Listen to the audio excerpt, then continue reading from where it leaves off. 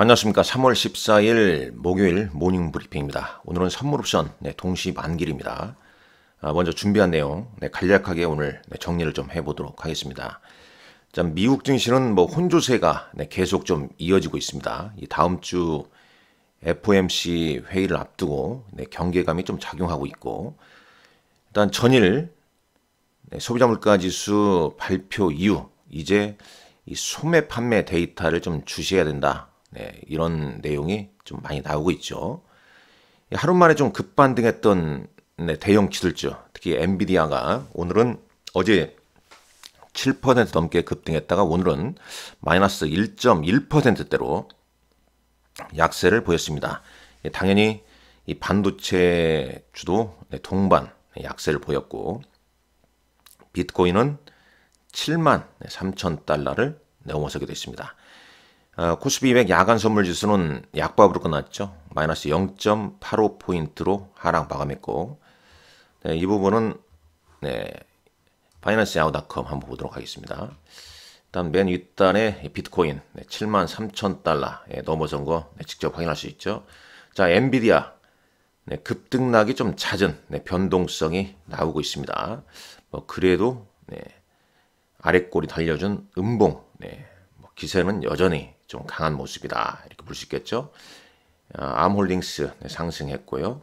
자, 나스닥 지수 16,177포인트인데 현재 추세대는 크게 어떤 변곡점을 지금 바로 보이고 있지는 않죠. 상승 추세는 좀 이어지고 있는 가운데 조정을 좀 나타내고 있다, 이렇게 볼 수 있겠고, 반도체 ETF 지수는 2.4% 조정을 좀 받은 채 마감했습니다.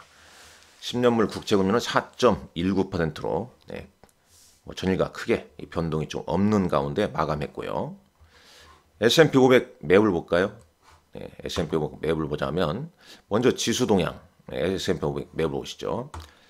일단 엔비디아가 1%대 조정을 받으니까 반도체, 브로드컴이랄지 AMD, 퀄컴, 마이크론 테크놀로지 3%대, 인텔은 4%대 조정을 좀 보였죠. 어제 우리 시장도 반도체주가 상승 출발한 후에 차익 매물이 나면서 전강 후약의 패턴을 좀 보였습니다. 일단 반도체주. 자, 그럼 우리가 반도체를 어떻게 볼 것인가? 저는 개인적으로 이런 생각합니다. 지금 3월 중순 맞이하고 있지 않습니까? 이제 이번 달 지나면 4월 또 1분기 어닝 시즌이 가까워진다는 거죠. 그렇다면 이번 조정의 어떤 끝자락에서는 1분기 실적이 호전되는 종목을 선별 작업해야 한다. 그 선별 작업이라는 게 상당히 좀 어렵죠. 그렇기 때문에 우리가 익히 잘 아는 종목 위주로 압축 대응을 해야 된다. 그리고 아울러서 무슨 관련주니 테마주니 이런 종목군들로 급등한 종목은 이제 배틀을 아주 짧게 잡거나 초보자의 경우에는 좀 배제하는 것도 낫지 않겠냐 하는 생각을 좀 해보게 됩니다. 일단 반도체 쪽 매물 나오다 보니까 그 매물이 미국에서도 은행주로 순환매가 좀 이입된 모습이죠. 또다시 테슬라가 4% 넘게 조정을 좀 받은 모습, 이런 점이 좀 아쉽습니다. 그렇다면 심리적으로 어제도 좀 괜찮았던 2차전지 관련주, 당연히 테슬라의 약세에 심리 좀 영향을 좀 받지 않을까 하는 생각이 들고, 특히 이제 오늘 우리 시장은 이제 선물옵션 동시 만기를 맞이하고 내일 이 정기 지수 변경을 앞두기 때문에 이 종목 간의 좀 혼조 양상이 계속 좀 나타나지 않을까 하는 생각이 듭니다. ETF는 크게 의미가 없죠. 인버스 ETF 올랐고 비트코인 ETF 올랐다, 이렇게 보겠죠. 이 비트코인 ETF는 있습니다만 우리나라에서는 거래가 안 되는 걸로 알고 있습니다. 자, 나머지 한번 볼까요? 나머지 이제 국내 증시를 한번 보시죠. 앞서 말씀드렸습니다만 오늘 선물옵션 동시 만기일이라고 그랬죠. 내마녀가 날뛰는 날이다. 이제 정기 지수 변경 앞두고 혼조세가 계속 좀 이어질 가능성이 높죠. 어제장 보게 되면 삼성전자는 1% 상승, 반면에 SK하이닉스는 마이너스 1.3% 하락을 보였죠. SK하이닉스에 대해서는 이제 1분기 실적은 상당히 좀 좋을 걸로 예상한다는 보고서가 많이 좀 등장하고 있습니다.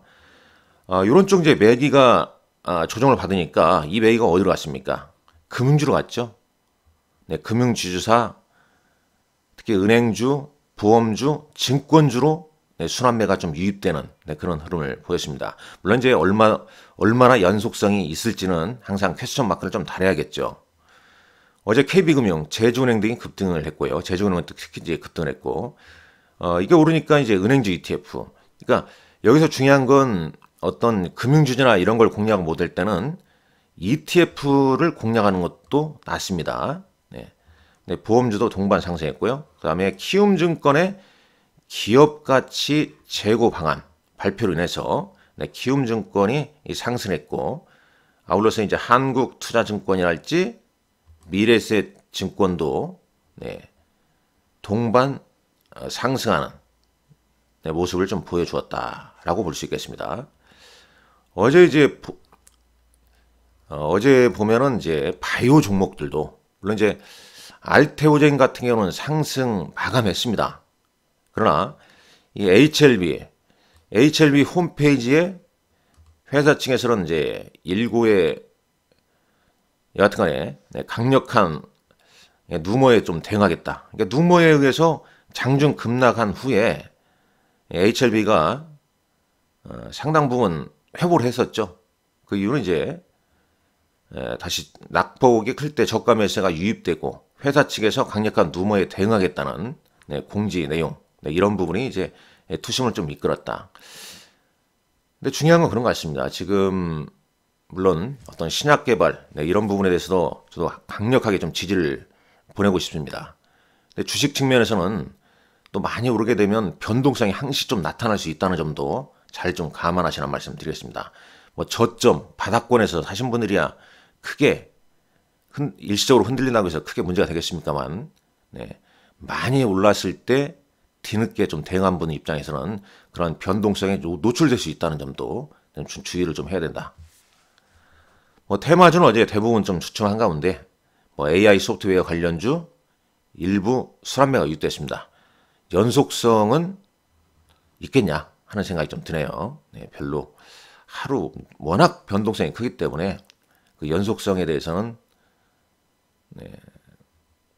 크게 염두에 좀 두지 않는 게 낫지 않냐 하는 생각을 해보게 되고요. 그냥 뭐 특징주가 무엇이죠? NH투자증권 자사주 매입 소각 결정의 7% 이틀 연속 강세를 보였다. 그러니까 계속 좀 밸류업 관련주. 그러니까 지금 이제 반도체가 좀 흔들리다 보니까 좀 주춤하다 보니까 이제 밸류업 관련주 내용이 계속 좀 등장하고 있는 거죠.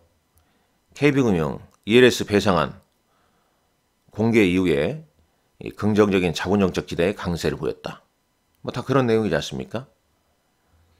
ELS 배상 우려보다는 밸류업 기대에 은행주, 증권주, 보험주 동반 상승했다는 그런 내용이 계속 좀 유입되고 있죠. 자, 오늘은 선물옵션 동시 만길입니다.